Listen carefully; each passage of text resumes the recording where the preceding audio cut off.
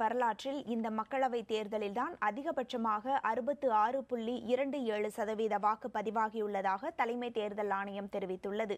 இதுவரை 502 மக்களவை தொகுதிகளில் வாக்குப்பதிவு முடிந்திருப்பதாகவும் 66.27% வாக்குகள் பதிவாகியுள்ளதாகவும் தேர்தல் ஆணையம் தெரிவித்துள்ளது. கடந்த 1984ஆம் ஆண்டு மக்களவைத் தேர்தலில் 64% வாக்குகள் பதிவானதே அதிகபட்சமாக இருந்தது. தமிழ்நாடு உள்ளிட்ட 13 மாநிலங்களில் ஆண்களை விட பெண்களே அதிக அளவு வாக்களித்ததாகவும் அதிகபட்சமாக ஆந்திராவில் 73.46% வாக்கு பதிவானதாகவும் தேர்தல் ஆணையம் தெரிவித்துள்ளது.